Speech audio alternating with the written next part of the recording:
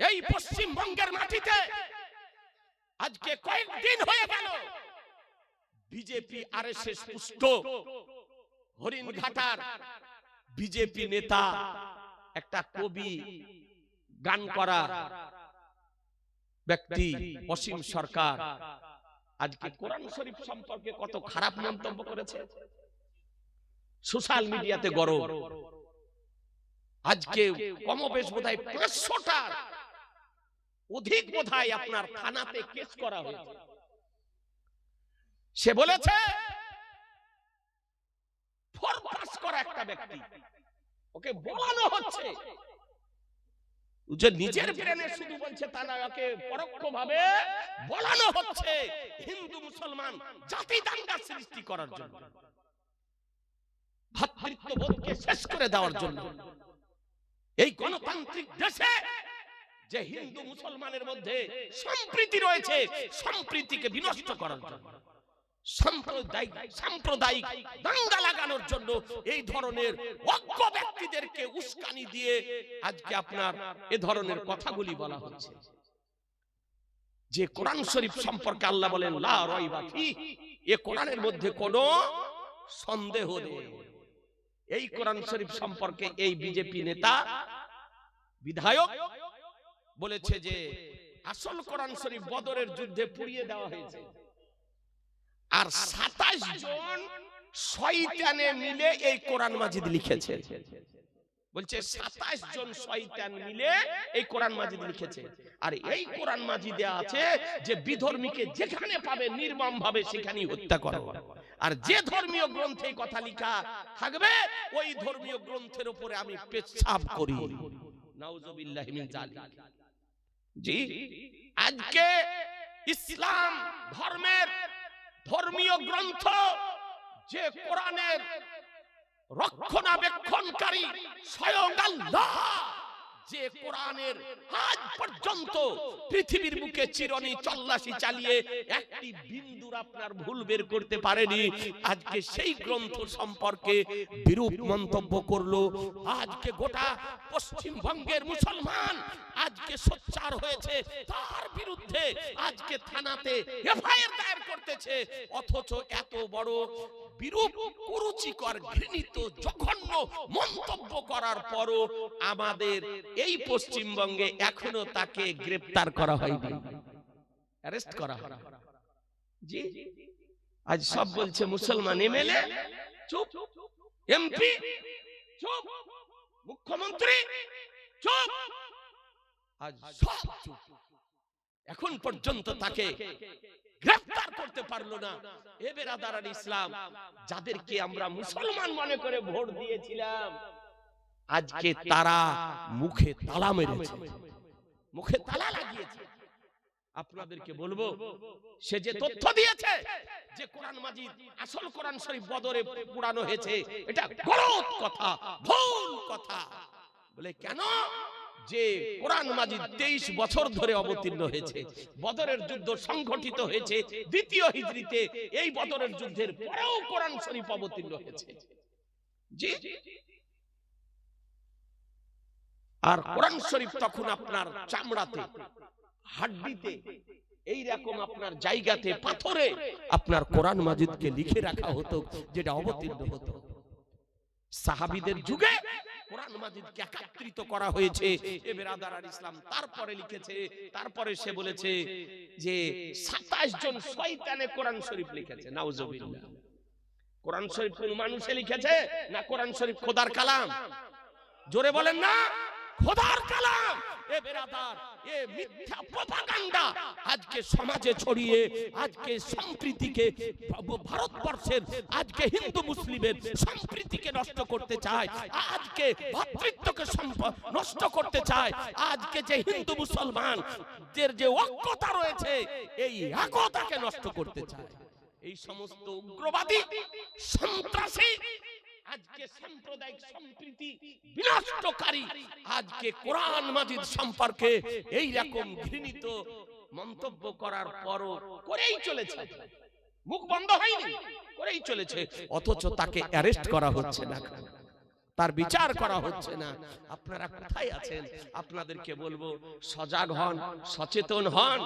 আজকে কোন সময় ইসলাম ধর্মের উপর আক্রমণ, কোন সময় মুসলিম জাতির উপর আক্রমণ, কোন সময় ধর্মীয় গ্রন্থের উপর আক্রমণ।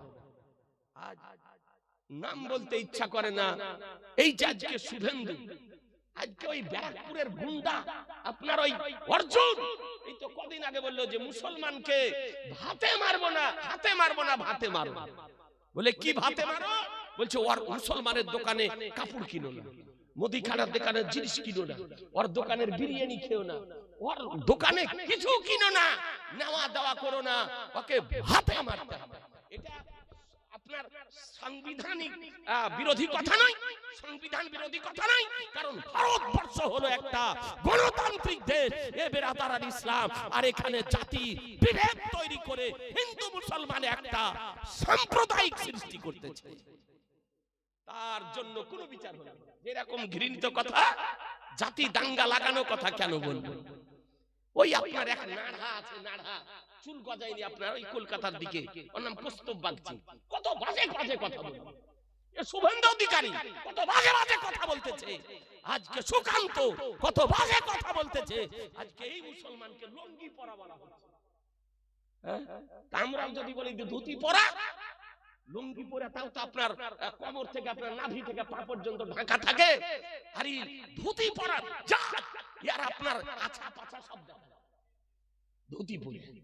হ্যাঁ, আমাদেরকে বলতেছে যে লুঙ্গি পরা, তারপরে বলছে রোহিঙ্গা মুসলমান, কত রকমের ব্যঙ্গ করে মুসলমানকে আপনার বলা হচ্ছে। এর আপনার বিচার হবে। একটা গণতান্ত্রিক দেশ কোথায় আছেন আজকে? আপনাদের অনুরোধ করব ভাই, যে সচেতন হন, সজাগ হন, আজকে সোচ্চার হন। আমাদের আন্দোলন চলবে যতদিন পর্যন্ত এই স্বৈরাচারী সাম্প্রদায়িক সম্প্রীতিকে বিনষ্টকারী এই বিজেপি এমএলএ বিধায়ক অসীম সরকারকে অ্যারেস্ট না করা হবে পর্যন্ত মুসলমান জি, ততদিন পর্যন্ত আমাদের আন্দোলন চলবে। আমরা চাই না পশ্চিমবঙ্গের শান্তি বিনষ্ট হোক, সম্প্রীতি নষ্ট হোক, একতা নষ্ট হোক। পশ্চিমবঙ্গের যে সৌহার্দ্য আছে, যে আপনার ভ্রাতৃত্ববোধ আছে, যে আন্তরিকতার সঙ্গে হিন্দু মুসলমান আমরা এক হয়ে বসবাস করি, এর আগে তো এরকম ছিল না। আমরা হিন্দু মুসলমান কাঁধে কাঁধ মিলে বাস করেছি, কোনদিন দাঙ্গা হয়নি, কোনদিন এই ধরনের ঘৃণিত মন্তব্য করা হয়নি। কিন্তু এখন পরিকল্পিত ভাবে করা হচ্ছে। আর মনে হচ্ছে যে এই ভাদ্র মাসের কুকুর খেপা হয়ে খেপে গেছে ওই 26-এর ভোটের জন্য।